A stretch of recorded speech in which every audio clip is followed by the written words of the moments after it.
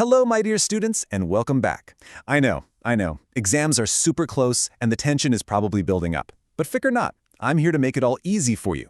Today, we're going to do a super quick revision of the Indian economy from 1950 to 1990. We'll make sure all the important points stick in your head. Ready? Let's go! Okay, just imagine this for a second. It's the 15th of August, 1947. We are finally free. But there's a huge problem.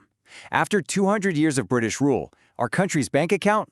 It's practically empty. The treasury is bare. Now I want you to think. If you were made the leader of this new, free India, what would be your plan? How would you make our country strong and rich? It's a massive question, right? Well, our leaders, especially our first Prime Minister, Pandit Jawaharlal Nehru, had this exact same question. And they had two main options on the table. On one side, you had the USA's model, capitalism. Basically, private people own everything, and the number one goal is to make a profit. On the other side, you had the USSR's model, socialism. Here the government owns everything, and the goal is the welfare of all people, or social welfare. Nehru himself, he was a big fan of socialism because he believed it was fair to everyone. But did India just copy-paste one of these? No way. We came up with our own special recipe. You can think of it like a perfect khichdi. We mixed the best parts of both. We took some of the good things from capitalism and the idea of social welfare from socialism and created something new, a mixed economy, a truly Indian plan for India. So, to get this khichdi plan working, we needed a proper roadmap, right? A step-by-step guide. So we borrowed an idea from the Soviet Union, the 5-year plans. The idea was simple. Every 5 years, the government would create a master plan with big goals for the entire country. So, what were these big goals? Let's take a look. Goal number 1, the most important one, was growth. Now, what does that mean? It just means we wanted to increase our country's ability to make more things, more goods and services. The easiest way to think about this is to imagine our economy, our GDP, as a giant cake. The goal was to make this cake bigger and bigger every single year. A bigger cake means bigger slices for everybody, right? Simple. Okay, next up was the goal of modernization. And listen carefully. This wasn't just about getting cool new machines for factories or better seeds for our farms. No, it was also about changing our thinking as a society. It was about adopting modern social ideas, like making sure that women have the exact same rights and opportunities as men. So it was progress in technology and in society. Goal number 3 was something you hear about a lot these days, self-reliance. You know the term Atmanirbhar Bharat? Well, this idea is not new at all. We've been talking about it since the 1950s. After being ruled by another country for 200 years, it was so important for us to stand on our own 2 feet. We had to make our own things, especially food, to make sure our new freedom was safe. And finally, the 4th big goal, and maybe the one that holds everything together, equity. I mean, let's go back to our cake example. What's the point of having a giant cake if only a few rich people get to eat all of it? Equity simply means fairness. The plan was to make sure that the benefits of all this growth reached everyone, not just the rich people. It was about lifting the poor out of poverty. So, with these 4 goals, growth, modernization, self-reliance, and equity, where do you think our leaders started? Well, they started with the most basic thing, food. They focused on agriculture. This became mission food security. We had to, absolutely had to, be able to feed our own people. You see, when we got independence, our farming was, well, it was stuck in the past. We were using the same old methods our great-great-grandfathers used. This meant we weren't growing enough food.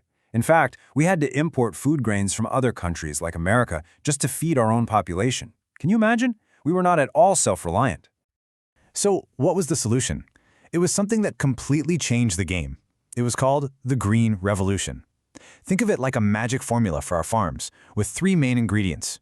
1, using special high-yielding variety, or HYV, seeds.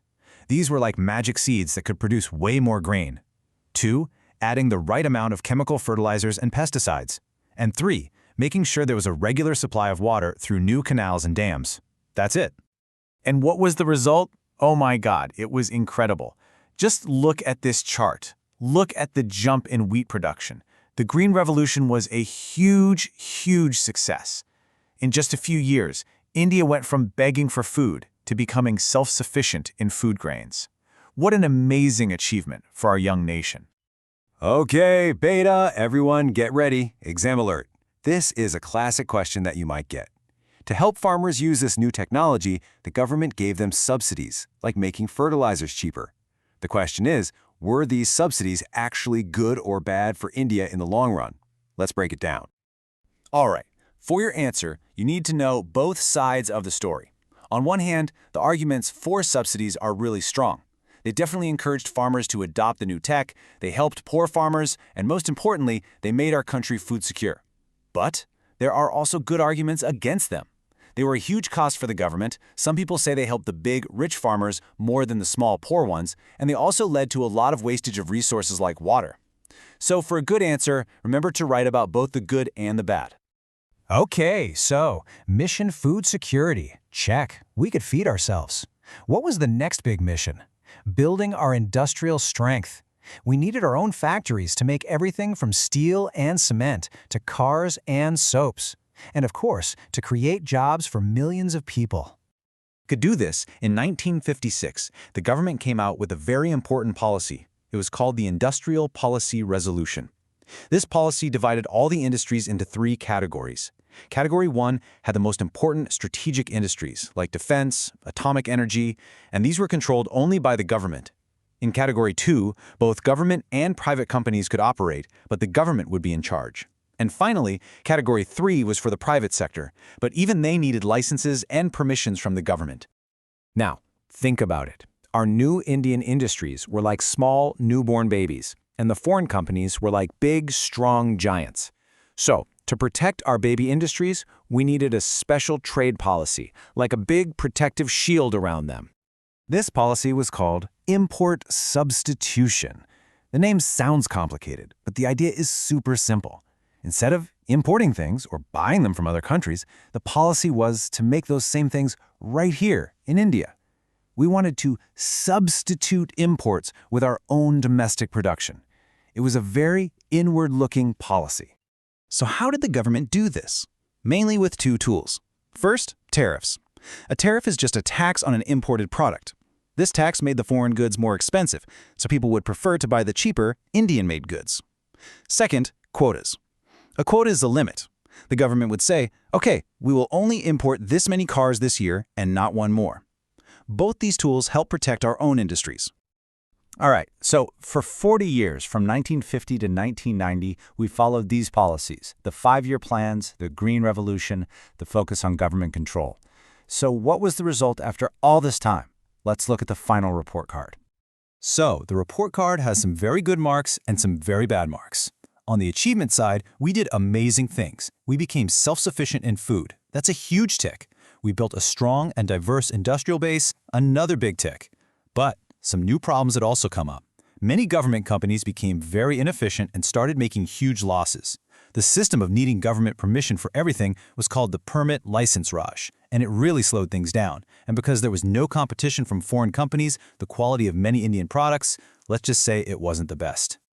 So, this report card from 1990 showed that while we had achieved a lot, our economy was facing some serious problems. It was clear that a big change was needed. And that brings us to the big question. What happened in 1991 that completely changed the Indian economy forever? Well, that's a story for our next explainer. Until then, study hard and all the very best for your exams.